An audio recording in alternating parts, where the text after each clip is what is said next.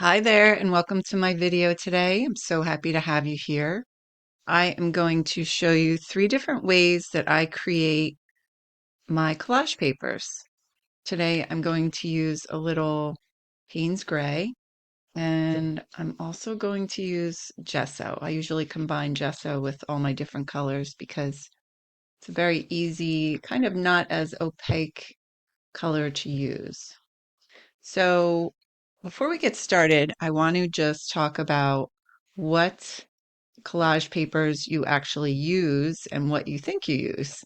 Now, when I first started using my jelly plate, I was using like reds and greens and making all these different papers that I loved, but I didn't use because those aren't really the colors that I use a lot in my art. So when I started using the colors I use, more pinks and turquoise, I found I was a lot happier with my collage papers. So that's just something to think about as you design the different papers.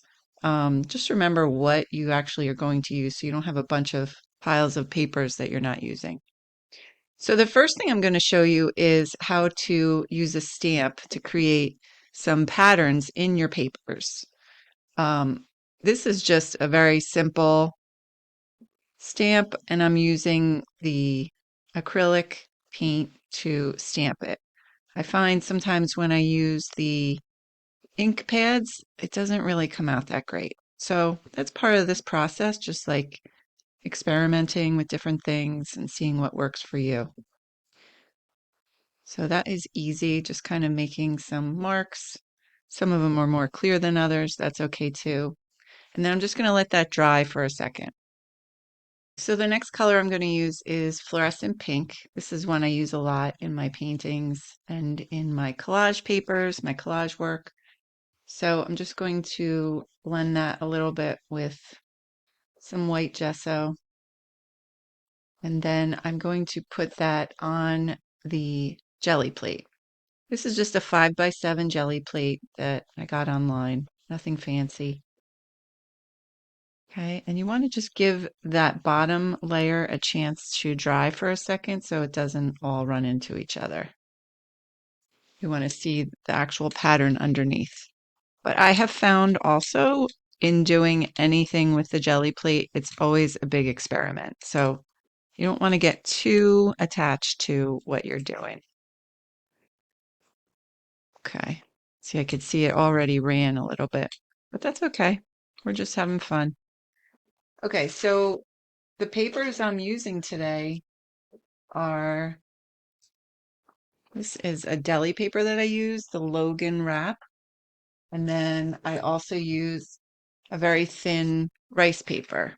So I cut that up into different pieces because it comes in bigger sheets. So let's try this out, see how it came out. Just put the paper on and give it a second to absorb that lower part. That first layer is going to need a second to absorb right into that second layer, the pink layer. Otherwise, it's going to stay on the jelly plate. Let's see. Okay, so there are some marks, some different little gray areas. So that is one way to make some collage paper using a stamp. The next way I really like to make collage papers is using a stencil. And that is like a really easy thing to do. I'm going to use this circle stencil I just got not too long ago. And I'm just going to use this teal color. And again, some white gesso. I like the gesso because it always comes in like a big, big container. Okay, so I'm just going to put a layer of teal on top with the white and just get a basic color down.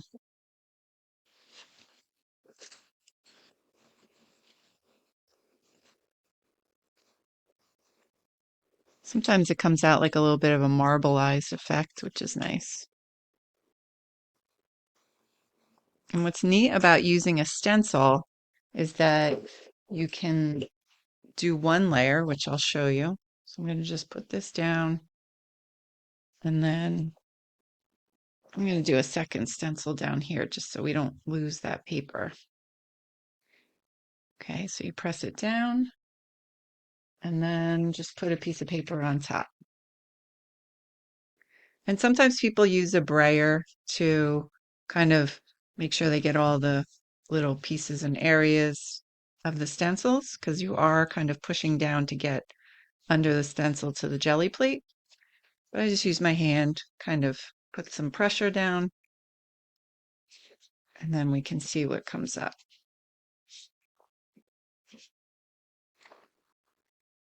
Okay, so that's a pretty kind of pattern, and you have the circles down there. And then once you take this up, you have a whole other print that you can make. So I'm going to use some deli paper for this one. See how it comes out. So you want to do it fairly quickly because you don't want the paint to dry on the jelly plate. These circle stencils are so much fun. And this is stuff that I'll use in my art, just layering with it. That's why I love the deli paper, because it's translucent. And there we go. So that's a nice piece of collage paper. I'll definitely use this. So that is number 2. And then the last way I'm going to show you is using just some general stuff you could find around your house. This is a piece of bubble wrap. I love using bubble wrap. I've also used some paper towel rolls, the cardboard, making like circle imprints. You can use any kind of stamps. You can also use some acrylic markers. I have these Posca pens, so you can always, kind of do a little doodle right on your jelly plate. You can make any designs you like, and then you can kind of do a roll right over it. So I'm going to incorporate that with the, we'll just do a little gesso on right on the plate, roll it around, and then I'm also going to use the bubble wrap in this one. The Posca paint pens are really fun to use because you could do a lot. You could almost like draw on the plate and create your own design that you like. Okay, so then we'll do a little bubble imprint. Let's see how that comes out. Sometimes it's good. Sometimes it could look a little messy, but that's part of the fun of experimenting. So I'm going to use rice paper for this one. And just see. I'm going to leave this on a little longer just because we use the paint pens, just to give it a second to really get into the paper. Okay, so here we go. We're just going to pull it up, see what we got here. So basically, that just showed up as the paint pens. You can kind of see the squiggles here and there.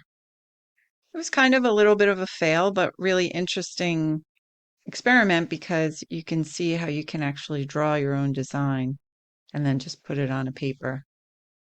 But a lot of times when you do this technique with the jelly plate, you're doing multiple layers. So you could go back and just do another layer of, say, like another stencil, right? Maybe I'll just use the rest of this pink.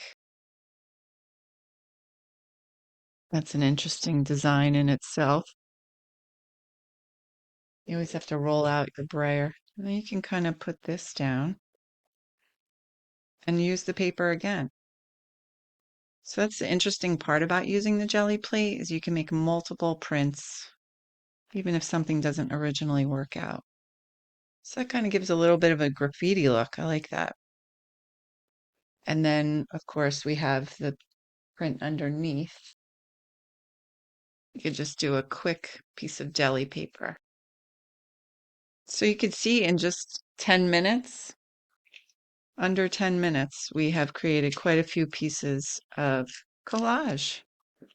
I like that. So we have this one, this one. That's a pretty one. Rice paper, and then our original experiment. So these are all just kind of, it's just fun to play with the jelly plate. Can't really take yourselves too seriously when you're using it because, as you can see, sometimes things come out, sometimes they don't. So the idea is just to kind of keep an open mind and not worry too much about getting it perfect every time. Thank you so much for watching today. If you did enjoy this video, please give it a thumbs up. And if you'd like to watch some more videos on jelly printing, I'm putting another one right here in the video. I'll put it right here so you can watch it and learn some more about jelly plate printing. Have a great day and hope to see you again soon.